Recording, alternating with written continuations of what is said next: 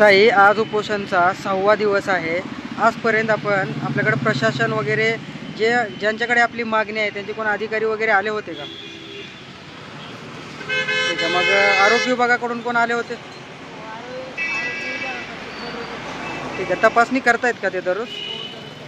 ठीक आहे, आता मागणी प्रशासनाला नेमकी काय? कारण 6 दिवस झालेले आहेत, प्रशासन लक्ष देत नाही आहे तुमच्याकडे। मग आता पुढची दिशा काय असणार आहे?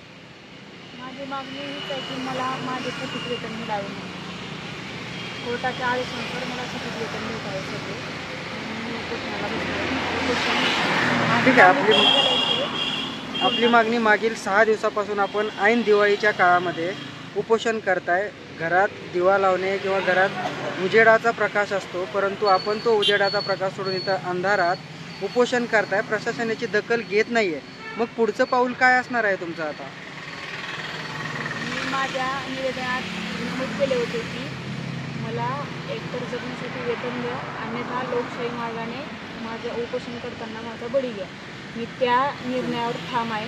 मी तेच बोलणार सगळ्यांना की जोपर्यंत मला माझं वेतन भेटत नाही तोपर्यंत मी उपोषण सोडणार नाही। जेव्हा ताई, आता दिवाळी आहे, सगळी दिवाळी साजरी करतायत, आपण इथं उपोषण करताय, याबद्दल आपल्याला काय वाटतंय नेमकं?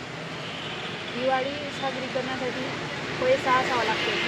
माझे 2.5 वर्षापासून वेतन नाही म्हणून मी दिवाळी साजरी करूच शकत नाही आणि दिवाळी साजरी व्हावी म्हणून मी निवेदनात कळवलं होतं जिल्हा समाज कल्याण अधिकारी साहेबांना की माझ्या शाळेवरील कर्मचाऱ्यांची जसं आपण दिवाळी त्यांचं वेतन करतायत अदा करतायत तसं माझं देखील करावं आणि माझे वेतन दे की त्यांच्या वेतन देयकासोबत नसतील तर आपण आपल्या स्तरावर मागून घ्यावे व माझे वेतन करावे।